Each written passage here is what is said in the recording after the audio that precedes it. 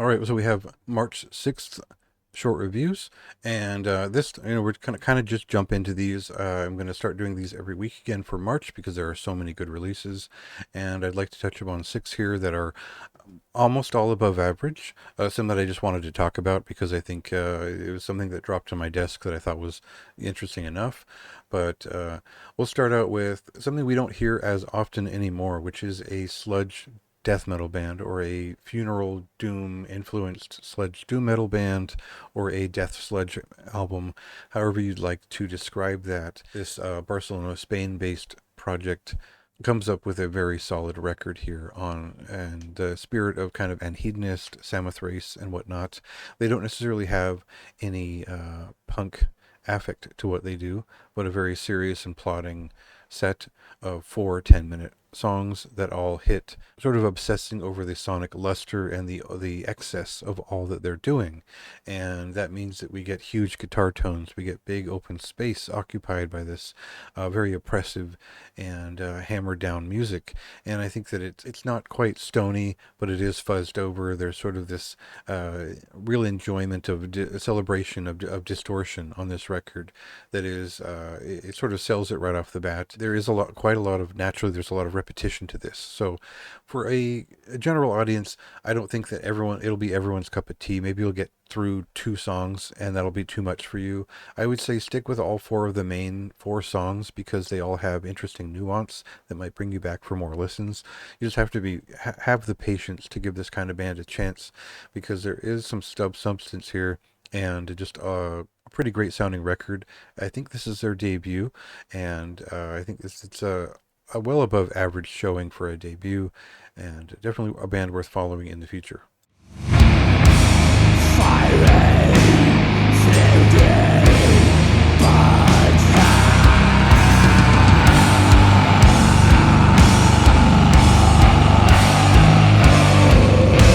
Hydrolyzated Ordination is the, I think, third full-length album from Cabinet. This is a rural California-based project, a solo project from M, who is best known for his work in Valdur, a black metal band, sort of a black death metal band, and Superion, another solo project which is kind of similar, with different themes, but it's an abstract, kind of brutal, very much homebrewed death metal style. So I wouldn't call it bedroom death metal because there are real drums and stuff like that on it, but the style of Cabinet is more severe. It's brutal. It's kind of been his focus here for the last couple of albums, and this is more of a surrealistic, experimental. Probably what I said. It's probably influenced by Portal fundamentally, but also there's dark ambience and harsh noise and a lot of use of repetition to create feelings with these songs that are disturbed. It's kind of a fucked up record in a way if you take it as an experience,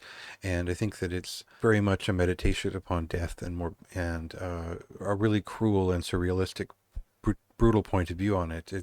It's a pretty exciting record for me. I know that the score doesn't seem very high. I think because a lot of the implementation is pretty average. I think that this was a full band, and it wouldn't need to change very much about it. It's just that this could be better, that could be better, that kind of thing. I think overall the idea and the structuring of it and the performance of it is kind of what lacks in some regards, but it's still a raw underground feat from one person, which is still very impressive for what it does. It's very dark, and I'm certainly going to remember what Cabinet sounds like. And I liked their first two records, but this one, it really hit me a little bit more. There is room to improve, but as I found with Superion, I kind of like it grimy and brutal and sparse as it is because it adds to the personality of it. So see if that's your taste. I think my recommendations are more for a general audience who aren't likely to give this the time of day.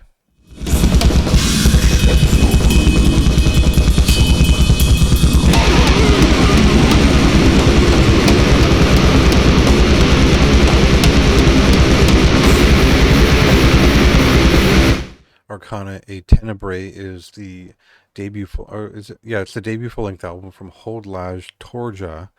Sorry if I didn't pronounce that right. This is a Zalair's Zeg Hungary-based band, and I would call this personally, I would call this psychedelic ritualistic doom metal, very much in the sort of vein of like Saturnalia Temple, Zom, and even Head of the Demon. Probably leaning towards the sort of black and dark side of Head of the Demon. They were described to me as actually progressive black metal of all things, and that's not what this is. This is a neo psychedelia infused record from folks who play in death doom and black metal bands, so that they have this extreme touch to everything they do. But for me, this is in the realm of psychedelic doom metal. It's very much in the ritualistic side of it.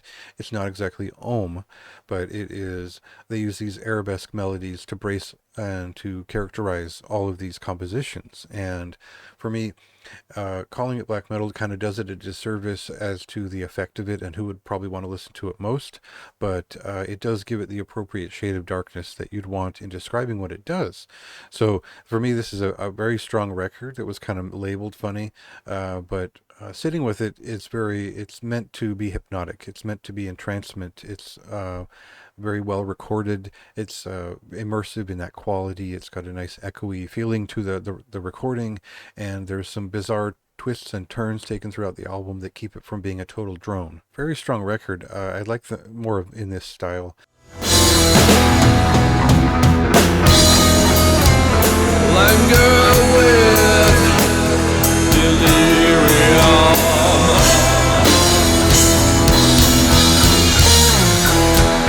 Requiem for Irene is the second full-length album from Isa Nordal, a Seattle, Washington-based sextet, and one that is probably described more often as something more related to somewhere in between Funeral Doom and Agalloch. So there's a progressive metal note, there's a folken touch to it, there's certainly a dramatic feeling to it that fits with Pacific Northwest zeitgeist of a certain style. Post-black metal and doom have always worked quite well together, and that's what they were doing on their first record. There was a sort of folk and affect to it that still applies here, but I found that this record, the best parts of it, the parts that really stand out and feel substantive, do lean a little bit more in the funeral doom metal territory. There's an oaken touch to it. It does have a certain quality to it, but with the clean vocals and the focus on the viola and the violin arrangements, they've lost some of that original personality for the sake of songs, which are a little more captivating and almost progressive in their touch. So some of these songs were quite overlong for my taste. I think their neo-folk side is probably more interesting than a lot of the sort of black metal stuff that they do. And for me, they could totally drop off the black metal side of their sound and still maintain my interest with the funeral doom, the funereal, the post-black feeling of it, and maybe wander into the woods a little bit more with that, because I don't think the black metal side of the band is all that interesting. So that affects my score, but I still had a good time with it. I think it's an immersive record in a lot of ways, but there are just some things that fundamentally aren't really to my taste.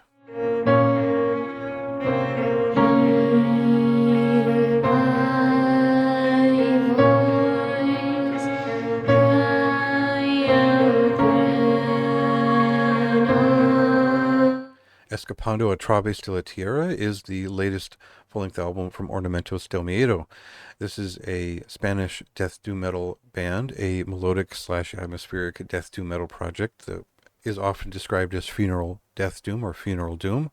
And I would say there's a little bit of Catatonia and everything they did in the past. There's a little bit of sort of modern funeral doom in that sound. It is very much a personal sound that comes from, well, quite prolific sessions, writing long pieces which use a lot of repetition and infuse a lot of melody into what they're doing. Now, this record was recorded back in 2022. I assume they're probably working on a delay for release with this pretty about 6-month schedule of release on albums and EPs. And so it does a lot of the things that the past albums were doing. The one point where I think they really excel here is in choosing different synths and working on the production values and where the synth can fit into it a little bit better. I think that they've worked into a better songwriting mode where a lot of these songs have at least a little bit of a hook. They're a little bit catchy, and they're really catching on in that regard in terms of writing songs that are memorable. Now, the thing is that there's a little bit too much of a good thing here. The songs do drone on quite long in a way that helps this album become very cohesive. It helps carry the mood through. It's a very affecting and immersive record in that regard. I couldn't deny that I just wanted to keep listening to it, but the substance of it didn't always warrant the length of the song.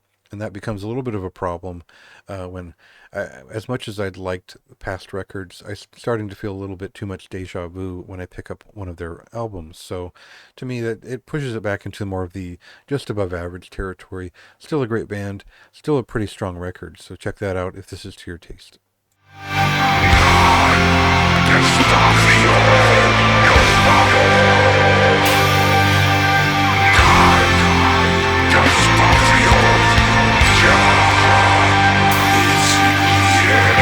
And finally, we have the 12th full-length album from Belgium-based brutal death metal band, Aborted. And we know them as a death grind band. We know them as a brutal death metal band back in the 90s. A lot has changed since then. There's always been a constant shift on members in this band. I don't know why they've done this with this record. I mean, I could guess, but it's not important. This is a deathcore record that brings in a bunch of deathcore vocalists along with some other people they're friends with or have toured with, and adds on a guest vocalist to every song. And their vocalist is already such a spectacle. I feel like they've done a disservice to this record in a lot of ways. The arrangements are so stock standard and so blasted out loud that it leaves no nuance to this music, and the vocalists all have very similar registers and styles in their guest spots.